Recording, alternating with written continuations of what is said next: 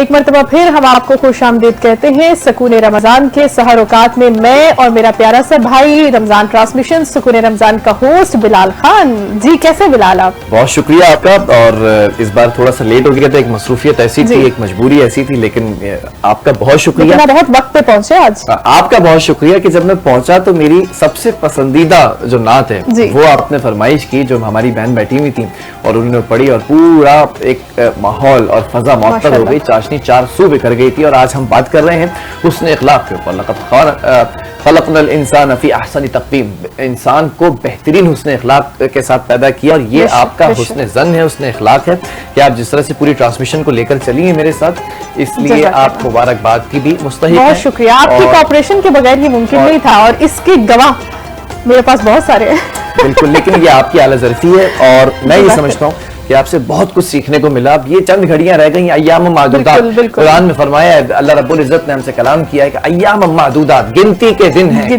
ہم کہتے ہیں نا کہ پہلے جب رمضان شروع ہوتا ہے, ماہ بابرکت کا آغاز ہوتا ہے, ہم کہتے ہیں پہلا روزہ, دوسرا روزہ, تیسرا روزہ, 15 روزے تک ہم جا کر ٹھہرتے ہیں, پھر کہتے ہیں اب 15 رہ گئے, 14 رہ گئے, 13 رہ گئے, اور اب ہم کچھ کہتے ہیں کہ اب چند ہی دن رہ گئے. اس کے بعد پھر اللہ رب العزت نے تمام روزے داروں کے لیے ایک انعام, ویسے تو 2 انعام ہیں, لیکن پہلا انعام جو ہے وہ عید کا انعام رکھا ہے کہ آپ کو 30 یا 29 روزوں کے بعد جب چاند دکھ جاتا ہے تو پھر شوال کو, پہلی شوال کو جتنے بھی مومنین ہیں, مسلمان ہیں, یہ تمام لوگ عید الفطر مناتے ہیں. بے شک یہ ایک خوبصورت تحفہ ہے اللہ رب العزت کا, اور اس میں پھر خوشیاں ہوتی ہیں, میل ملاپ ہوتے ہیں, اور انشاءاللہ عید پہ بھی آپ سے ملاقات ہوگی میری اور بلال کی, اور بڑے خوبصورت سے ہمارے پاس مہمان ہوں گے, وہ بھی ذرا. اچھا, وہ جو نمائندہ آپ نے دکھایا جس نے سوئیاں بنانے کا طریقہ بتایا تھا, میں نے اس سے رابطہ کر لیا, وہ سوئیاں میں نے منگوا لی ہیں, ہوں گی.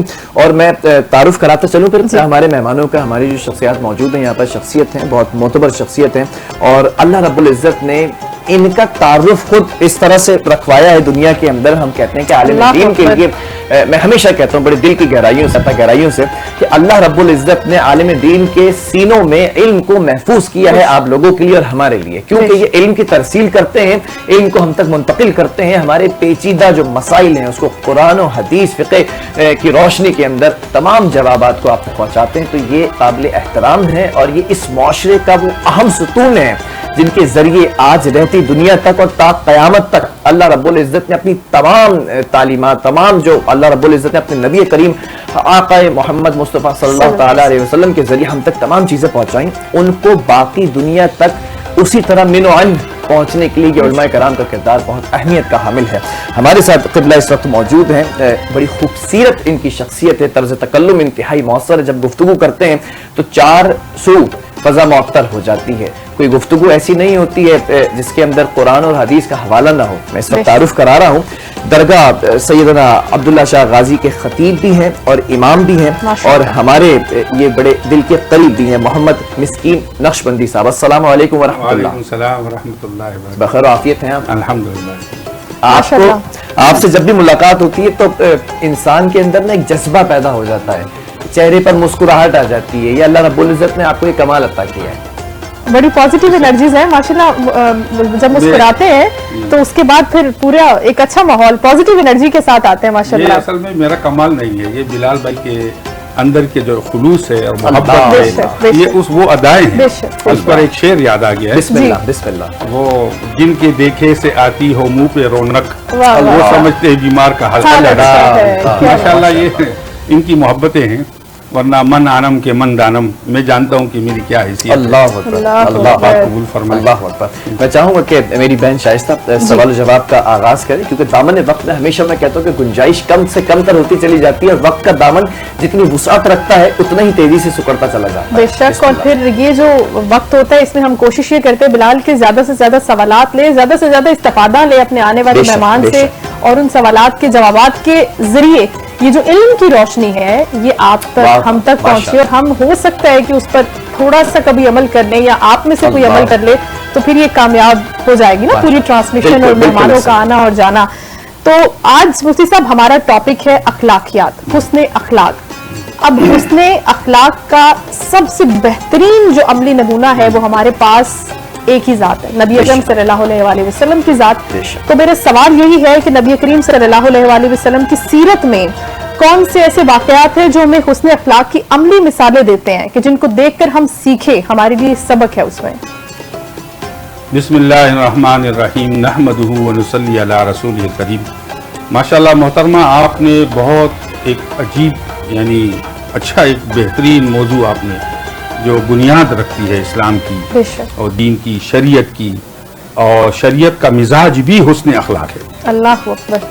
انک لعلی خلق عظیم، اللہ کہہ رہے ہیں، اللہ جل شانہ فرما رہے ہیں جی کہ اے میرے پیارے حبیب، ہم نے آپ کو سب سے بلند تر اخلاق والا بنایا۔ سبحان اللہ۔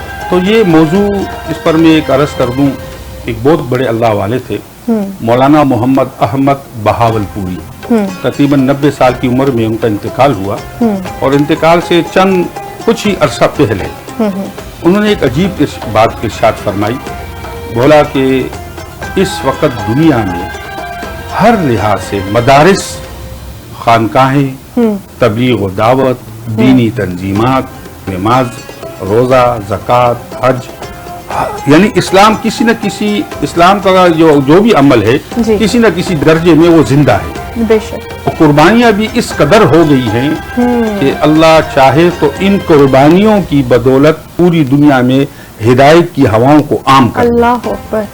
لیکن کیوں نہیں ہو رہی ہے ان سب کے باوجود؟ کہ اخلاق کی کمی ہے۔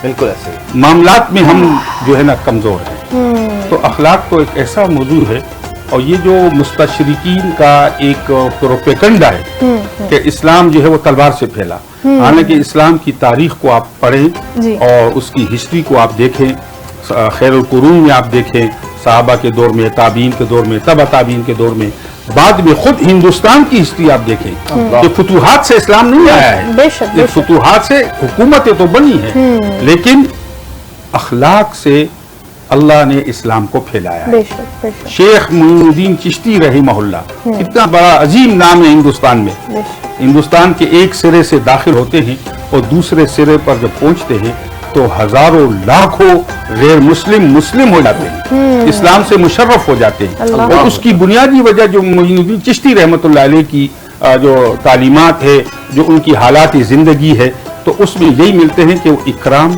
محبت۔ آپ کے ہاں ہندو بھی آتا تھا، دیگر جو غیر مسلم تھے وہ بھی آیا کرتے تھے، اور جس طرح مسلمان استفادہ کرتے تھے اسی طرح ان کو بھی استفادے کا موقع ملتا تھا۔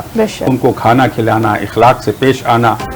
اصل اخلاق کی جو بنیادی نقطہ ہے، مین پوائنٹ، وہ جو اس وقت سب کو ضرورت ہے، وہ یہ ہے کہ کسی کو بھی کسی لحاظ سے بھی حقیر نہ سمجھنا، کمتر نہ سمجھنا۔ تو اسلام کی بنیادی تعلیمات جو حضور علیہ الصلوۃ والسلام نے ہمیں بتائی ہیں، ایک آدمی نے گناہ کیا، حضور علیہ الصلوۃ والسلام کے سامنے اس نے اقرار کیا، حضور صلی اللہ علیہ وسلم کے اخلاق یہ ہیں کہ ان سے کہتے کہ جاؤ، اور جب بچہ پیدا ہو جائے تو پھر آ جاؤ۔ وہ جاتی ہے اور جو بچہ پیدا ہوتا ہے تو پھر آتی ہے، یا رسول اللہ مجھے پاک کیجئے۔ حضور کہتے ہیں نہیں، آپ جائیں، بچہ جب دودھ چھوڑا لے اور روٹی کھانے لگ جائے پھر آ جائے۔ یعنی حضور صلی اللہ علیہ وسلم کی یہ اخلاق دیکھے کہ کسی طریقے سے چاہتے یہ تھے، منشا یہ تھی کہ یہ جو ہے جائے اور توبہ کر لے، پھر نہ واپس نہ آئے۔ بے شک۔ لیکن وہ پھر بھی اپنی آپ کو پاک کرنے میں، ایمان میں، یقین میں پختہ تھی، وہ پھر آئی، اور بچہ گود میں اور ہاتھ میں روٹی کا ٹکڑا ہے، یا رسول اللہ اب تو مجھے آپ پاک کیجئے۔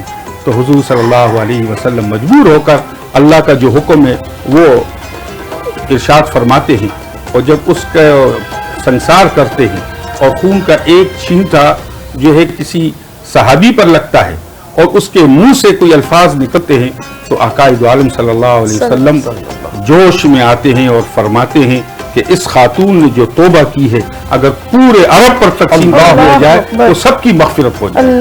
تو حضور صلی اللہ علیہ وسلم کے اخلاق تو یعنی آپ کو پوری دنیا میں کوئی ایسی ہستی نہیں ملے گی جو یہ ان کے متعلق یہ کہا جا سکے کہ یہ بھی صاحب اخلاق تھے، لیکن حضور سے بڑھ کر کوئی نہیں۔ تو صحابہ کرام، غیر مسلم، یعنی اس سے بڑھ کر، اس واقعے سے بڑھ کر کون سا حسن اخلاق ہوگا کہ ایک غیر مسلم آتا ہے اور وہ مہمان بنتا ہے اور آپ علیہ الصلوۃ والسلام کے بستر پر وہ سوتا ہے اور اس پر پیشاب کر کے چلا جاتا ہے، اور حضور صلی اللہ علیہ وسلم جو ہے اس بستر کو اپنے ہاتھ مبارک سے صاف کرتے ہیں۔ اتنا حسن اخلاق، اور غیر مسلم آتے ہیں اور آپ صلی اللہ علیہ وسلم ان کا اکرام کرتے ہیں, ان کو مسجد نبوی میں ٹھہراتے ہیں.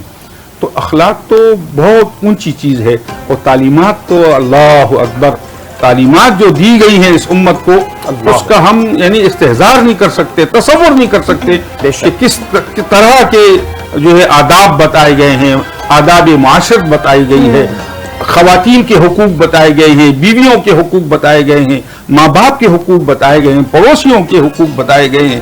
یعنی میں اسی طرف آؤں گا آپ کی گفتگو سے, جو اس وقت آپ نے حسن اخلاق کے بارے میں بتایا, اور بہترین حسن اخلاق آقائے دو جہاں احمد مجتبی محمد مصطفیٰ صلی اللہ تعالی علیہ وسلم, اسمہ مکتوب مرفوع مشفوع منقوش فی اللوح والقلم سید العرب والعجم. یہ وہ حسن اخلاق سے تر شخصیت ہے جس کے بارے میں اللہ رب العزت ان کی گواہی دے رہا ہے. اللہ رب العزت شہادت دے رہا ہے کہ آپ کو بہترین حسن اخلاق کے ساتھ پیدا کیا گیا. قبلہ مسکین نقشبندی صاحب, میں ذرا جاننا چاہوں گا ان لوگوں کے حوالے سے, رہتی دنیا کے اندر آج کا معاشرہ ہے کہ ایک شخص نماز پنجگانہ بھی ادا کرتا ہے, ایک شخص زکوٰۃ بھی وقت پر ادا کرتا ہے, ایک شخص جس کو اللہ رب العزت نے استاد دی وہ حاجی بھی کہلانے کے قابل ہو گیا, ایک شخص جس نے توحید کا بھی اعلان کر دیا, ایک شخص جس نے ہر چیز کا اعلان کر دیا, ایمان مکمل کامل ایمان ہو گیا اس کا. بہت خوبصورت آپ نے یہ اس کو سمجھ کیا کہ کامل ایمان کا زمرے میں آ جاتا ہے وہ شخص. لیکن حسن اخلاق میں وہ سب سے پہلے اپنے گھر والوں کے ساتھ بدتر حسن اخلاق میں, جیسے ہم دیکھتے ہیں اکثر و بیشتر کہ باہر بہت اچھا ہے لیکن جیسے ہی گھر میں آتا ہے تو غصیلا ہو جاتا ہے, بھڑکیلا ہو جاتا ہے, مغلظات اپنی زبان سے نکالنے لگتا ہے. ایسے شخص کے حوالے سے کیا احکامات ہیں؟ دیکھیں, حضور صلی اللہ علیہ وسلم کی تعلیمات جو ہمیں بتاتی ہے وہ ایسے آدمی کو جو نمازی بھی ہو, حاجی بھی ہو, غازی بھی ہو, ذاکر بھی ہو, نفل بھی پڑھتا ہو, تلاوت بھی کرتا ہو, سب کچھ کرتا ہو, لیکن اس کو کامل ایمان نہیں کہا گیا. فرمایا اس وقت تک تو مومن نہیں ہو سکتے جب تک کہ اپنے لیے جو پسند کرتے ہیں وہ دوسرے مسلمان بھائی کے لیے پسند نہ کرتے. اللہ اکبر. فرمایا گیا کہ ایک شخص ہے وہ جمعہ پڑھتا ہے, جماعت کی نماز پڑھتا ہے, سارے اہتمام کرتا ہے, اس کا پڑوسی اس سے پریشان ہے, حضور نے فرمایا یہ شخص جہنمی ہے. اور جس کو حضور نے فرما دیا جی تو کیا اور یہاں تک کہ صحابہ کرام رضی اللہ عنہم اجمعین ارشاد فرماتے ہیں کہ حضور علیہ الصلوۃ والسلام نے ہمیں پڑوسیوں کے اس قدر حقوق بتائے, اس قدر تاکید فرمائی, فرمایا کہ ہمیں یہ اندیشہ ہوا, ہمیں یہ ڈر لگنے لگا کہ کہیں ان کو ہماری پراپرٹی میں بھی نہ شامل کریں. تو اس قدر فرمایا تمہارا پڑوسی تمہارے کیل ٹھوکنے سے پریشان نہ ہو, تمہارا پڑوسی تمہارے گھر کے دھوئیں سے پریشان نہ ہو. فرمایا جب کوئی اچھا پکاؤ تو اپنے پڑوسی کو بھی یاد کر لو. اور آپ نے کتنا خوبصورت جملہ دیا, کیل ٹھوکنا سے بھی پریشان نہ ہو. اور آج 99% یا پھر کہیں کہ 99.99% جو تابوت میں آخری کیل ٹھوک رہے ہیں وہی پڑوسی ٹھوک رہے ہیں. بالکل ایسی ہے. وہ ایک سوشل میڈیا پہ بھی اکثر مفتی صاحب آپ کی نظر سے بھی گزرا ہوگا بلال کہ پوسٹ چل رہی ہوتی ہے کہ ہمسایوں سے بڑے پریشان ہوتے ہیں, وہ کہتے ہیں CCTV کیمرے لگانے کی ضرورت نہیں ہے, ہمسائے ہیں نا. وہ آپ کے اوپر اس طرح سے نظر رکھتے ہیں, آپ کی جو آپ کو اللہ تعالیٰ نے نعمتیں دی ہیں, چاہے وہ کسی خوشیاں ہیں, آپ کی گاڑی ہے, آپ کچھ بھی آپ کو اللہ تعالیٰ نے عطا کیا ہے, وہ اس کے اوپر نظر بری نظر سے دیکھ رہے ہوتے ہیں, آپ کی نعمتوں سے حسد کر رہے ہوتے ہیں. تو پھر ایسے شخص کا مفتی صاحب جو عبادتوں میں بہترین ہے لیکن حسن سلوک نہیں ہے, تو پھر اس کی عبادتیں ضائع ہو جائیں گی, اس کی نیکیاں ضائع ہو جائیں گی. پڑوسی کی حق نہیں ادا کیا, اس کی حق تلفی کی, اس کے ساتھ کوئی برا سلوک کیا, تو اس کے اعمال قیامت کے دن اس کے پڑوسی کو دے دیے جائیں, یہ محروم رہ جائے گا. اس پر ایک حدیث عرض کر دوں بڑے اچھے موقع پر. حدیث کا مفہوم ہے, فرمایا ایک آدمی قیامت کے دن آئے گا بڑے اعمال لے کر, پہاڑوں کے پہاڑ اعمال, دفتروں کے دفتر, بڑے اس کے اعمال میں حج اور عمرے, زکوٰۃ اور صدقات اور خیرات, نوافل, تلاوت اور ذکر سب کچھ ہوگا. لیکن ایک مسلمان آئے گا اور کہے گا کہ اس نے دنیا میں میرے ساتھ ظلم کیا تھا. تو فرشتوں کو حکم ہوگا کہ اس کے اعمال, اس جو مطالبہ کر رہا ہے, جس کے ساتھ زیادتی ظلم ہوا ہے, اس کو دے دیے جائے. اب کچھ اعمال اٹھا کے دے دیے جائے. فرمایا دوسرا شخص آئے گا, وہ بھی کہے گا یا اللہ اس نے میری غیبت کی تھی, بولے اس کے اعمال اٹھا کے. ایک اور آئے گا, یا اللہ اس نے جو ہے نا مجھ پر الزام ناحق بہتان لگایا تھا, کچھ اعمال اس کو دے دی جائیں گے. اے اللہ اس نے مجھے ناحق تھپڑ مارا تھا، کچھ اعمال اس کو دے. اس طرح مانگنے والے آتے جائیں گے. یہ دفتر کے دفتر، پہاڑوں کے پہاڑ، جو اعمال یہ لے کر آئے گا وہ سب ختم ہو جائیں گے. یہ بالکل کنگلا ہو جائے گا. پھر بھی مانگنے والے باقی ہوں گے. تو پھر فرشتے کہیں گے اے اللہ اب تو یہ اتنا غریب ہو گیا ہے، بالکل اس کے پلے کچھ نہیں رہا، اب کیا کیا جائے؟ تو اللہ پاک فیصلہ فرمائیں گے کہ یہ جو مانگ رہا ہے کیا اس کے اعمال میں گناہ ہیں؟ کہیں گے اللہ گناہ تو بہت ہے اس کے پاس. بولا اس کے گناہ اس کے اوپر ڈال دو. اللہ اکبر. تو لایا تھا بہت سارے اعمال لیکن لے گیا عاملۃ الناصبہ. قرآن نقل کر رہا ہے عاملۃ الناصبہ تصلی نارا حامیہ. فرمایا بہت سارے اعمال یہ لایا تھا کہ اس کو جنت میں لے کے جائیں گے مگر وہ اچھے اعمال اس کو جہنم میں لے گئے. میں عرض کر رہا تھا کہ پڑوسی کے حقوق کوئی اچھا پکاؤ تو پڑوس کو بھی یاد رکھو. اگر نہیں دے سکتے تو توفیق نہیں، استعداد نہیں تو فرمایا شوربہ ہی بڑھا دو. اللہ اس قدر آگے بڑھیے. فرمایا کہ جب تم اپنے بچوں کے لیے پھل فروٹ لاؤ تو پڑوس کے بچوں کو بھی یاد کر لو. اگر یہاں تمہاری استعداد نہیں ہے، طاقت نہیں ہے کہ پڑوسی کو بھی دوں اور اپنے بچوں کو بھی کھلاؤں تو فرمایا پھر پھل فروٹ چھپا کر لاؤ کہ پڑوس کے بچے اس کو دیکھ کے ان کے دل میں حسرت پیدا نہ ہو. تو اس قدر تعلیمات. اس قدر ایک واقعہ یاد آ گیا. بلال بھائی نے بڑا پیاری بات کہی کہ انہیں بزرگوں نے اس پر کیسے عمل کیا اور اولیاء اللہ نے کیسے عمل کیا. اور یہ تعلیمات پڑوسیوں کے اکرام پر ایک اللہ والے کا بیان ہے کہ ایک مجوسی غیر مسلم آگ کی پوجا کرنے والا مر گیا. ایک اللہ والے نے اس کو دیکھا کہ جنت میں گھوم رہا ہے. یہ بزرگ کو بڑا تعجب ہوا. اچھا کہ اللہ کا تو اپنے وعدے کے خلاف نہیں کرتا. اللہ نے تو نص قطعی قرآن و حدیث میں بیان کر دیا ہے کہ کوئی بھی غیر مسلم جو اللہ اور اس کے رسول پر ایمان نہ لایا ہو وہ جنت میں نہیں جا سکتا، وہ جنت کی خوشبو نہیں پا سکتا. مگر یہ شخص جنت میں.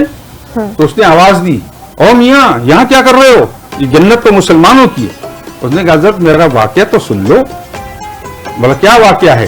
بولا واقعی میں مجوسی تھا، اللہ اس کے رسول پر ایمان نہیں رکھتا تھا، لیکن بات یہ ہے کہ میرے دائیں طرف کا پڑوسی بھی مسلمان تھا، میرے بائیں طرف کا پڑوسی بھی مسلمان تھا، ایک درمیان میں غیر مسلم تھا.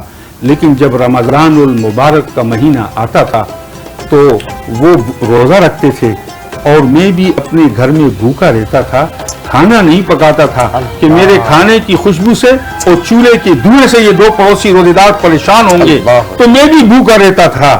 اللہ کو یہ ادا ایسی پسند آئی پڑوسیوں کے اکرام میں، احترام رمضان اور روزے کے احترام میں، اس پڑوسیوں کے حقوق کی بنیاد پر میں بھوکا رہتا تھا. تو اللہ کو یہ ادا پسند آئی اور موت کے وقت ایک فرشتے کو بھیجا. اس نے مجھے کلمہ پڑھایا اور میں مسلمان ہو گیا. سبحان اللہ. کیا کہنے. اسلام نے تو اخلاق پر اور اسلام کی جو اخلاقی تعلیمات ہے، محبت کے اور ہمدردی کے، الفت کے، وہی تو اصل ہے، وہی تو اصل بنیاد ہے. ورنہ آپ دیکھیں حضور علیہ السلام جب تشریف لائے تو اس وقت وہ معاشرہ کیسے تھا، کس قدر ذرا آپ کی اونٹنی میرے کھیت میں گھس گئی اور اس میں جو ہے نا نسلوں کی دشمنی چلتی تھی اور قتل و غارت ہوتی تھی. حضور علیہ السلام نے اپنی صحبت سے، اپنی تعلیمات سے، محبت سے صحابہ کرام کی جماعت بنائی، ایک دین کا ایک باغ لگایا. اور پھر ان صحابہ نے جو آقا دو عالم صلی اللہ علیہ وسلم سے ان کی صحبت میں رہ کے جو اخلاق سیکھے، انہی اخلاق کو پوری دنیا میں عام کیا اور ان کے اخلاق کو دیکھ کر پوری دنیا میں اسلام پھیلا. ملیشیا فتح نہیں ہوا ہے. کوئی بتا سکتا ہے کہ کسی فاتح نے جا کر جہاد کیا ہو یا قتال کیا ہو اور ملیشیا فتح ہوا ہو؟ ہرگز نہیں.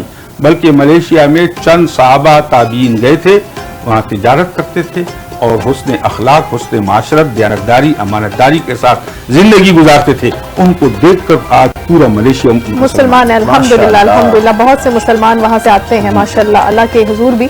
تو اب جب مفتی صاحب ہم حسن اخلاق کی بات کر رہے ہیں، ہمدردی کی، نرم رویے کی، نرم گوئی کی، تو کہا یہ جاتا ہے یا اکثر و بیشتر ہم اپنے ارد گرد بھی دیکھتے ہیں کہ جہاں ہم ذرا تحمل کا مظاہرہ کرتے ہیں نا، جہاں ذرا نرمی برتتے ہیں تو اس کو کمزور کی علامت سمجھ لیا جاتا ہے اور دوسرا سامنے والا اس سے فائدہ اٹھانے کی کوشش کرتا ہے.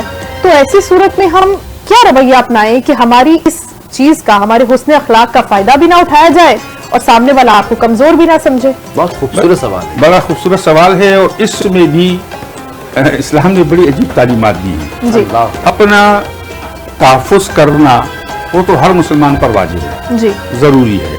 لیکن بخاری کی ایک حدیث ہے, صحیح بخاری کی, حضور علیہ الصلوۃ والسلام نے فرمایا کہ بہت سارے لوگ اپنے فیصلے لے کر آتے ہیں اور اپنی چرب زبانی کی بنیاد پر اپنے حق میں فیصلہ کرا لیتے ہیں. تو یاد رکھو کہ اس فیصلے کے تحت ان کو جو کچھ ملتا ہے وہ جہنم کی آگ کا ایک ٹکڑا ہے جو ساتھ لے کے جا رہے ہیں. اللہ.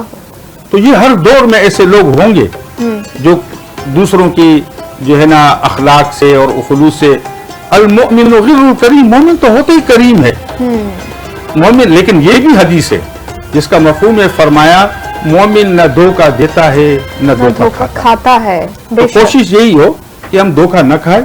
باقی اگر کوئی ہماری شرافت سے, ہمارے اخلاق سے, ہمارے محبت سے کوئی ناجائز فائدہ اٹھاتا ہے تو اس پہ بھی اللہ پاک کی طرف سے بہت بڑا اجر ملتا ہے. بہت دنیا میں نہیں نہ صحیح آخرت میں اللہ پاک دے دیتے ہیں. ایک بڑا خوبصورت یہاں پر مجھے وہ معاملہ یاد آ گیا. قرآن مجید فرقان حمید کو جب آپ دیکھتے تو اس کے جو درمیان کا وسط کا جو لفظ ہے وہ ہے وَلْيَتَلَطَّفْ, جس کے معنی ہیں نرمی سے پیش آؤ. اور جب حضرت موسیٰ السلام کے, ہمیشہ میں یہ واقعہ آپ کوٹ کرتا ہوں کہ جب فرعون کی طرف بھیجا جا رہا تھا, اللہ رب العزت نے بھیجا تو کہا اے موسیٰ آپ جب ہارون کے ساتھ جائیں گے تو فرعون سے بھی جب تبلیغ کریں گے تو نرمی سے پیش آئیں گے. تو حسن اخلاق کے اندر نرمی کتنی اہمیت کی حامل ہے اور اس کے کیا کیا اثرات. بڑی پیاری بات کہی آپ نے. موسیٰ علیہ الصلوۃ والسلام کو اللہ نے ارشاد فرمایا. اچھا پہلے یہ دیکھیں کہ فرعون کائنات میں واحد ایک ایسا بدبخت ملتا ہے جو خدائی کا دعویٰ کرتا ہے. جرم کتنا سنگین ہے, سرکش کتنا ہے. اذهب الى فرعون انه طغى, اللہ کہہ رہے اے موسیٰ میرے پیارے نبی آپ جائیے فرعون کے پاس, وہ بہت زیادہ سرکش ہو گیا ہے. لیکن کیا فرمایا, قول له قولا لینا, بات نرمی سے کرنا. اس پر ایک واقعہ یاد آ گیا, غالباً مجھے صحیح خلیفہ کا نام یاد نہیں ہے, ہارون رشید تھے یا عمر بن عبدالعزیز رحمۃ اللہ علیہ تھے. ان کے پاس ایک خشک قسم کا مزاج کا ایک واعظ آیا اور اس کو سختی کے ساتھ جو ہے نا تبلیغ کرنے لگا. تو اس نے کہا بھائی ٹھہر جا, تجھ سے کئی گنا اعلیٰ, بہتر, افضل, اکمل ہستی اللہ نے موسیٰ علیہ الصلوۃ والسلام کو مجھ سے زیادہ بدبخت آدمی فرعون کی طرف بھیجا تو کہا نرمی سے گفتگو کرنا, اور تم اتنی سختی کر رہے ہو. تو نرمی تو فرمایا جس کو نرمی, حدیث ہے مفہوم ہے, جس کو نرمی مل گئی اس کو دنیا آخرت کی ہر خیر مل گئی. بہت خوبصورت جملہ, بہت ہی خوبصورت پیغام. میں سوچتا ہوں آج کی اس سحری ٹرانسمیشن کا یہ مکمل. تو پھر ہم یہ دعا بھی کریں کہ اللہ تعالیٰ ہمارے دلوں کو, ہماری زبانوں کو, ہمارے لہجوں کو, ہمارے رویوں کو, ہمارے دوسرے لوگوں کے لیے نرم کر دے, یہ سختی نکال دے, چاہے وہ دل کی سختی ہو, چاہے زبان کی سختی ہو, رویوں کی. اکثر ہم غصے میں آ جاتے ہیں بہت جلد جب ہماری بات کو سمجھا نہیں جا رہا ہوتا, بات کو مانا نہیں جا رہا ہوتا, گو کہ ہم حق پہ ہوتے ہیں. اگر ہم حق پہ بھی ہیں تو ہم بڑے سخت لہجے میں آ جاتے ہیں, بات کرتے ہیں, غصے میں آ جاتے ہیں. تو ہم مفتی صاحب کی جانب بھی جائیں گے, ظاہر ہدایت تو وہیں سے ملے گی, وہیں سے پتہ چلے گا کہ ایسی صورت میں ہمیں کیا کرنا ہے. مفتی صاحب جب بہت غصہ آ جاتا ہے, اپنی بات آپ سچ کہہ رہے ہیں, غلط نہیں کہہ رہے, آپ حق پر ہیں, آپ نے جو دیکھا جو بیان کر رہے ہیں بالکل سچ ہے, لیکن غصے میں بات کر رہے ہیں, تو ایسے میں کیا حکم ہے, کیسے اپنے غصے کو کنٹرول کیا جائے؟ یہ ایک تو بات یہ سمجھ لیجئے کہ بعض طبائع, بعض مزاج وہ انسانی ایسے ہوتے ہیں کہ جن میں کسی میں غصہ زیادہ ہوتا ہے, کسی میں کم ہوتا ہے, کوئی جذبات کا زیادہ وہ ہوتا ہے. تو غصے کی والی کے لیے بھی حضور علیہ الصلوۃ والسلام نے بہترین تعلیمات فرمائی. فرمایا جس غصہ آ جائے اگر وہ کھڑا ہے تو بیٹھ جائے, اگر بیٹھا ہے تو لیٹ جائے. اور یہ بھی فرمایا گیا کہ پانی پی لے. تو غصے کو اعوذ باللہ من الشیطان الرجیم پڑھ لے, لا حول ولا قوت الا باللہ پڑھ لے, تو انشاءاللہ اس کا غصہ. لیکن ایک بات ہے کہ جسے غصے کی بات پر بھی غصہ نہ آئے, فرمایا وہ گدھا ہے. ماشاءاللہ, یہ بڑا اچھا تھا. یہ بھی اس پہ کہتے ہیں نا کہ نہ تو اتنے نرم بنو کہ موڑ دیے جاؤ, نہ اتنے سخت بنو کہ توڑ دیے جاؤ. میرے پاس ایک سوال آیا ہوا ہے کیونکہ سوشل میڈیا پہ سوالات آنا شروع ہو گئے. مفتی صاحب کے ساتھ موجود ہیں, اور چکوال سے جو ہے وہ ساجد صاحب میسج کر رہے ہیں اور انہوں نے کہا ہے کہ مفتی صاحب سے ذرا یہ پوچھیے گا کہ نبی کریم صلی اللہ تعالی علیہ وسلم کی سیرت میں کون کون سے ایسے واقعات ہیں جو ہمیں حسن اخلاق کی عملی مثالیں فراہم کرتے ہیں. ساجد بھائی بہت شکریہ آپ کے سوال کا. اور رسول اکرم صلی اللہ تعالی علیہ وسلم جب نبوت کا اعلان کر رہے ہیں اس سے بھی چند سالوں پہلے آپ مشہور تھے صادق و امین اپنے حسن اخلاق کی وجہ سے. آپ صادق بھی ہیں, آپ امانت دار امین بھی ہیں. یہ حسن اخلاق کے کوئی چند واقعات میں چاہوں گا ہماری سماعتوں کے گوش گزار کریں, کیونکہ آپ کو لوگ جو سن رہے ہیں چکوال سے وہ بھی جاننا چاہتے ہیں جوابات. حضور علیہ الصلوۃ والسلام کو اللہ نے رحمت للعالمین کہا, خاتم المعصومین کہا, امام الانبیاء.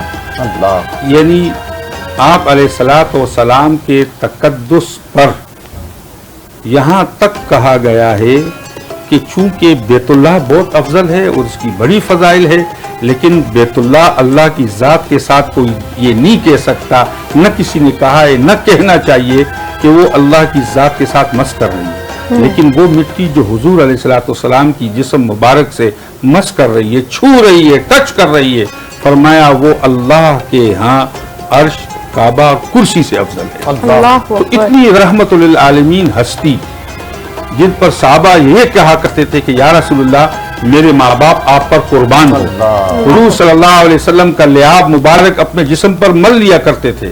آپ علیہ الصلوۃ والسلام کے وضو کا پانی زمین پر گرنے نہیں دیتے تھے. اتنی اونچی عظیم ہستی, یعنی آقائے دو عالم, آقائے دو عالم.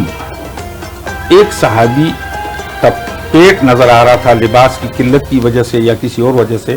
حضور علیہ الصلوۃ والسلام نے کسی لکڑی کے چھڑی سے ان کے پہلو کو ٹچ کر چھو لیا ازراہ محبتاً. تو وہ کہنے لگے یا رسول اللہ میں تو بدلہ لوں گا. حضور علیہ السلام نے فرمایا لیجیے بدلہ. اب وہ کہنے لگے یا رسول اللہ میرے تو کپڑے پہنے ہوئے نہیں تھے اور آپ کا تو جسم ڈھکا ہوا ہے, کپڑے پہنے ہوئے, آپ قمیص اٹھائیے. حضور علیہ الصلوۃ والسلام قمیص اٹھاتے ہیں اور وہ حضور کے جسم سے لپک کر آپ علیہ الصلوۃ والسلام کے جسم مبارک کو بوسے دینے لگے. اللہ اکبر. یا رسول اللہ میرا مقصد یہ تھا. کہنے کا مقصد یہ ہے کہ حضور صلی اللہ علیہ وسلم فوراً کہہ دیتے تھے کہ بدلہ دیجیے. اس پر وہ صحابہ ابو بکر صدیق رضی اللہ تعالیٰ عنہ کا واقعہ کہ ربیع اسلمی کو کچھ سخت لفظ کہہ دیا تو ربیع اسلمی نے جواب میں کچھ نہیں کہا. تو ابو بکر صدیق رضی اللہ تعالیٰ عنہ بار بار کہہ رہے ہیں کہ آپ مجھے بدلے میں آپ بھی کچھ کہہ دیجئے تاکہ معاملہ برابر ہو جائے. اس نے کہا میں نہیں کہوں گا. اس نے کہا کہہ دو مجھے بدلے میں تاکہ بدلہ برابر ہو جائے. اس نے کہا میں نہیں کہوں گا. تو ابو بکر صدیق رضی اللہ تعالیٰ عنہ نے فرمایا کہ اگر تم بدلہ نہیں لیتے تو میں حضور علیہ الصلوۃ والسلام سے تمہاری شکایت کر دوں گا. اس نے کہا میں پھر بھی بدلہ نہیں لیتا. اور پھر خود حضور علیہ الصلوۃ والسلام کے پاس تشریف لائے. کہا یا رسول اللہ ابو بکر نے مجھے سخت جملہ کہہ دیا, اب وہ کہ ضد کر رہے ہیں کہ مجھے بدلہ لو, تو میں تو بدلہ نہیں لیتا, تو وہ آپ سے شکایت کی بات کر رہے ہیں. تو حضور علیہ الصلوۃ والسلام نے فرمایا کہ آپ اس کے جواب میں یہ کہہ دیتے کہ جا ابو بکر تجھے اللہ معاف کرے, میں نے بھی معاف کر دیا. اللہ اکبر, اللہ اکبر. صحابہ کرام کے عجیب واقعات ہیں یہ. جی وہ صحابہ, وہ فضائل اعمال میں بھی لکھا ہوا ہے کہ ایک سری کا پکائی اور ایک اچھا سا سالن تو دوسرے کے گھر میں بیچ دیا. اس صحابی نے کہا کہ وہ فلاں پڑوسی مستحق ہے, اس کے گھر میں بیچ دیا. اس طرح 7 گھروں سے وہ سالن سری کا گھومتا ہوا جس گھر سے چلا تھا اسی گھر میں آ گیا. اللہ اکبر. اس سے اعلیٰ ایک اور عجیب واقعہ جو حضور علیہ الصلوۃ والسلام کی تعلیمات سے صحابہ نے سیکھا کہ دوران جہاد زخموں سے چور, کوئی شہید ہو رہا ہے, کسی کے مرنے کا آخری وقت ہے, اور اس دوران ایک صحابی اپنے بھائی یا چچا زاد بھائی کے لیے پانی لے کے جاتے ہیں کہ اس نے پانی مانگا تھا. جیسے ہی ان کو پانی پلانے لگتے ہیں تو ساتھ میں ایک اور صحابی شہید ہو رہا ہوتا ہے آخری وقت میں, وہ کہتا ہے پانی. تو یہ ایسے حالت میں بھی کہتے ہیں مجھے چھوڑو, اس کو پانی پلاؤ. جب اس کے پاس جاتے ہیں تو دوسرا صحابی جو قریب المرگ ہوتا ہے وہ بھی پانی مانگتا ہے, تو یہ کہتے نہیں اس کو دو. جب اس تیسرے کے پاس جاتے ہیں تو وہ شہید ہو چکے ہوتے ہیں, واپس دوسرے کے پاس آتے ہیں تو وہ بھی پیاسے شہید ہو چکے ہیں, اپنے چچا زاد بھائی کے پاس آتے ہیں تو وہ بھی شہید ہو چکے ہیں. مرتے وقت بھی ایثار, دوسروں پر اکرام, دوسروں کا احترام, موت کے وقت بھی ایسا اکرام. اللہ اکبر. تو صحابہ حضور علیہ الصلوۃ والسلام کی جو اخلاق ہیں, آپ علیہ الصلوۃ والسلام کی جو تعلیمات ہیں, وہی اصل ہے और उसी पर ये दीन आया है और उसी से ये दीन फैलेगा। बेशक, बहुत खूबसूरती से मुफ्ती साहब आपने आज के हमारे मौजू पर गुफ्तगू की है और अल्लाह रब्बुल इज़्ज़त आपको जज़ाए खैर दे इसकी। माशाअल्लाह जिस तरह से आपने वाक़यात तारीख से, फिर नबी अकरम सल्लल्लाहु अलैहि वसल्लम की सीरत मुबारका से, अहदीस मुबारका से ये साबित किया और बताया, सिखाया हमें कि किन किन चीज़ों में कौन कौन सा रवैया आपने अपनाना है। तो बहुत शुक्रिया मुफ्ती साहब, आप तशरीफ लेकर आए।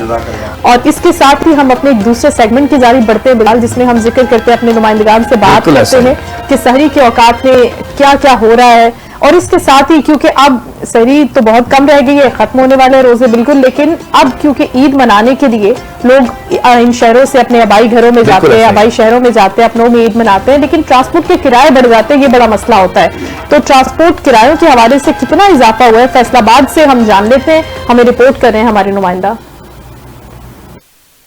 जी बिल्कुल, बात की जाए जैसे जैसे ईद उल फितर करीब आती जा रही है तो जो फैसलाबाद से मुख्तलिफ जो शहर है वहां पर जाने वाली जो ट्रांसपोर्ट है उनके किराए में भी इजाफा कर दिया गया है और जो ट्रांसपोर्टर्स हैं उनकी जानिब से ये इजाफा जो है ये किया गया है। उनका ये कहना है कि डीजल और पेट्रोल की बढ़ती हुई कीमतों की वजह से इजाफा किया गया, लेकिन दूसरी जानिब जो हुकूमती मशीनरी है उन्होंने भी इंदिया दिया है कि जो किराया में इजाफा किया जा रहा है, किरायों में इजाफा करने वालों के खिलाफ आंधी हाथों से निपटा जाएगा और मुख्तलिफ जो कार्रवाइयां उनके खिलाफ की जाएंगी और बसेस को बंद किया जाएगा। इसके बाद साथ बात करें फैसलाबाद से मुख्तलिफ जो रूट्स हैं जिनमें जो बड़े रूट्स हैं जिनमें लाहौर के लिए, इस्लामाबाद के लिए, कराची के लिए, हैदराबाद के लिए या उकाड़ा के लिए जो बसेस निकलती हैं उनके किराए में इजाफा किया गया है। और इस हवाले से जो आम अवामुन्नास है उनका ये कहना है कि साल बाद जो मौका आता है जब खुशी के मौका पर लोग अपने घरों पर जाते हैं, अपने प्यारों से मिलते हैं, तो इस मौका पर किरायों में इजाफा जो है उसका किया जाना एक जुल्म के मुताबिक है, क्योंकि लोग साल के बाद अपने अपनों से मिलने के लिए अंदरूनी मुल्क जाते हैं और किरायों में इजाफे की वजह से उनके लिए मुश्किलात जो है वो क्रिएट होती है। शहरियों में ये कहना है कि इन इजाफों को फिलहाल रोका जाए और किसी भी किस्म के जो इजाफे हैं वो किसी को ना करने दिए जाए और ट्रांसपोर्टर्स के खिलाफ मजबूत और मजबूत कार्रवाई जो है वो की जानी चाहिए ताकि किसी किस्म के भी किरायों में इजाफा ना किया जा सके। जबकि दूसरी जानब जो डिस्ट्रिक्ट गवर्नमेंट है फैसलाबाद की उनकी जानब से भी जो ये इजाफा करने वाले लोग हैं, कमिश्नर फैसलाबाद और डिप्टी कमिश्नर फैसलाबाद, उन्होंने इजाफा इंदिया दिया है कि इजाफा करने किरायों में इजाफा करने वालों के खिलाफ कानूनी कार्रवाई जो है वो अमल में लाई जाएगी। जी बहुत शुक्रिया करें कि अगर किराया बढ़ाएंगे आप तो आपके खिलाफ कानूनी कार्रवाई भी अमल में लाई जाएगी। तो खुदारा यहाँ से लोग जो अपने घरों में जा रहे हैं तो ट्रांसपोर्टर हजरात से भी हमारी दरखास्त है कि किराए को कम रखें। आपने सारी कमाई इन्हीं दिनों में करनी होती है, रमजान में नाजायज मुनाफा खुद निकल आते हैं, ईद के दिनों में ट्रांसपोर्टर्स अपनी चांदी कर रहे होते हैं। हम बात कर रहे थे बेहतरीन हुस्न अखलाक, ये तमाम चीजें उसी जुमरे में आ जाती हैं। बिल्कुल, और आप दूसरों के लिए आसानियां पैदा करें। अल्लाह रब्बुल इज्जत थोड़े से रिस्क में भी बरकत डालने पे कुदरत रखता है, परेशान होने की जरूरत नहीं है। तो अब हम रुख करें शॉपिंग का, मॉल्स का, बाजारों का, देखते हैं कि बिलाल वहां पे कितनी गहमा गहमी है। बिल्कुल साहित्य, इस वक्त मैं मौजूद हूँ पाकिस्तान बाजार में, जहाँ पर खवातीन के बाद जो है आखिरी अशरा जैसे ही जो है वो इख्तिताम पजीर हो रहा है तो मर्दों की जो है वो भी बाजार में शॉपिंग के लिए जो है वो दौड़े लग चुकी हैं। इस वक्त बहुत से मर्द हज़रात जो है वो शॉपिंग करते हैं, हमें बाजारों का रुख किए नजर आ रहे हैं। इस वक्त मेरे साथ कुछ शहरी मौजूद है, उनसे बात करने की कोशिश करते हैं, पूछते हैं कि वो अपनी जो है वो शॉपिंग किस तरह कर रहे हैं। वजह बताइएगा कि आज आपने कोई शॉपिंग करने के लिए आए, कुछ मिला आपको? नहीं सर, बजट से बहुत आउट है, हर चीज बजट से आउट है। पिछली निस्बत इस बार बहुत ज्यादा महंगाई हो चुकी है। इस बार तो 3000-3500 से कम फेयर नहीं मिल रहा। पहले हम 2500 से 2200-2300 तक ले लेते, वही बजट ले गए थे, लेकिन इस बार बहुत ज्यादा महंगाई हो चुकी है। पहले घर वालों की शॉपिंग कराई, अब अपना बजट लेके आए तो बहुत ज्यादा ऊपर हो चुका है। अब देखते हैं क्या होता है। विंडो शॉपिंग कर रहे हैं, फिलहाल विजिट कर रहे हैं, देखते हैं मिलता है कुछ के नहीं मिलता अभी तक। जी बिल्कुल शाइस्ता, इनका कहना था कि घर वालों की, खवातीन की शॉपिंग तो हमने कर ली है, लेकिन खुद के लिए जो बजट यहाँ पर सोच के आए हैं उनके मुताबिक इनको अभी तक जो है यहाँ पर कोई भी चीज नहीं मिल रही उस बजट के लिहाज से। जी बहुत शुक्रिया।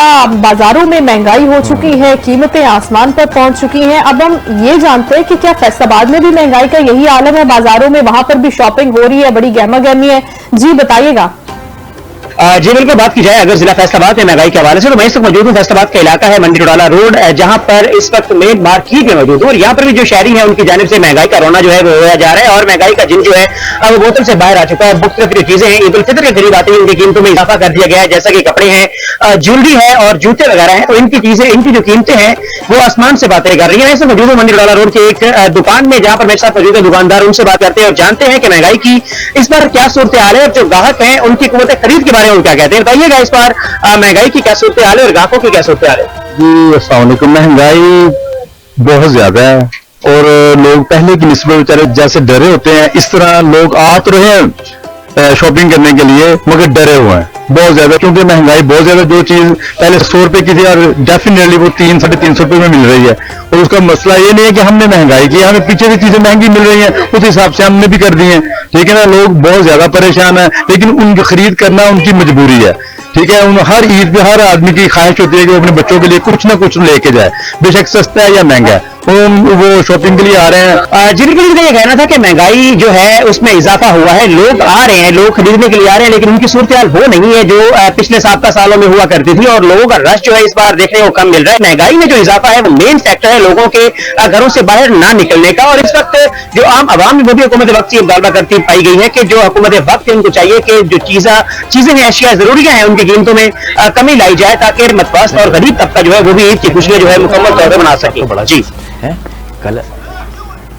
جی بہت شکریہ, آپ ہمیں شاپنگ کے حوالے سے بتا رہے تھے. بلال تو مجھے یہ ٹاپک نہ چھیڑا کریں, آج دیکھیں کتنے 2-4 دن رہ گئے لیکن یہ تکلیف دہ عمل ہے کہ ابھی تک کچھ نہیں ہوا ہے. بہرحال شاپنگ سے زیادہ مزیدار بات یہ ہے کہ آج آپ نے بڑا خوبصورت کلر زپتن کیا ہوا ہے, اور یہ میری والدہ کا بڑا خوبصورت جو ہے فیوریٹ کلر ہے. ماشاءاللہ آنٹی مجھے دیکھ رہی ہوں گی, آنٹی کو سلام, اور آنٹی کے لیے بہت سی دعائیں, اور ویسے بھی ہمیں بچوں کی طرح پسند کرتی ہیں ہمیشہ بلال کے تھرو, بڑی تعریف کرتی ہیں آپ کی, اور مجھے ڈانٹتی بھی ہیں کہ تم بہت تنگ کرتے ہو ٹرانسمیشن کے اندر اپنی بہن کو نا, بہت تنگ کرتے ہو, کم تنگ کیا کرو. اچھا لگتا ہے آنٹی, اور یہی بات ہے کہ یہی تو بلال کی خاصیت ہے کہ جو اس کے ارد گرد لوگ بیٹھے ہوتے ہیں وہ خوش رہتے ہیں, ایسی باتوں سے ہنستے مسکراتے رہتے ہیں, اور ایسے ہی وقت کٹ جاتا ہے.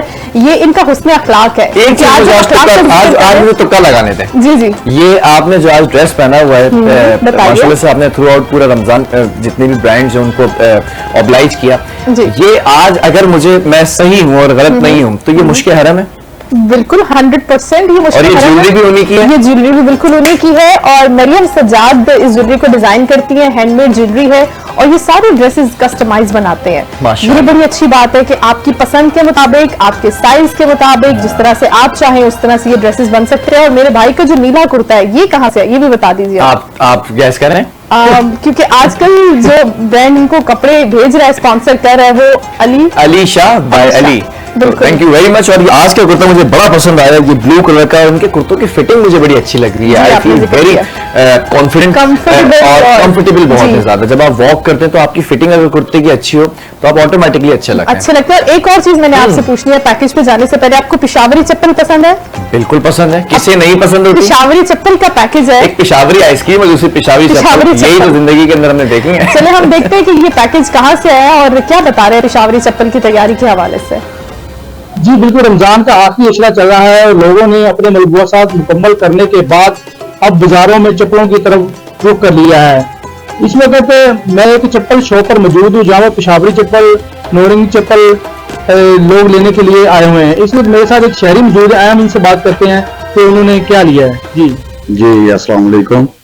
یہ ہم نے چپل خریدی ہے بھائی, ادھر ماشاءاللہ پشاوری چپل لگی ہوئی ہے بہت اعلیٰ قسم کی, اور یہ جو ہے سلوار قمیض کے نیچے بہت خوبصورت لگتی ہے. اپنے لیے بھی لینے آئے ہیں, اپنے عزیزوں کے لیے بھی اور اپنے بچوں کے لیے بھی.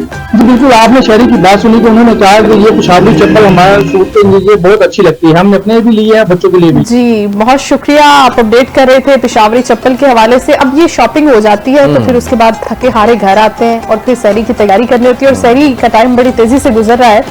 تو اس سحری کی تیاری کے حوالے سے اب آپ کو لیے چلتے ہیں پیر محل, اور وہاں دیکھتے ہیں کہ آج کی سحری کیسے ہو رہی ہے. جی بالکل, اس میں موجود ہوں پیر محل کے مین اللہ والے چوک میں, جہاں پر جو ہے شہریوں کی ایک بڑی تعداد یہاں پر سحری کرنے کے لیے گھروں سے باہر نکلی ہوئی ہے. اور یہاں پر جو ہے پراٹھا پوائنٹ ہے, ملکی پراٹھا پوائنٹ, وہاں پر جو ہے شہری کا رش لگا ہوا ہے.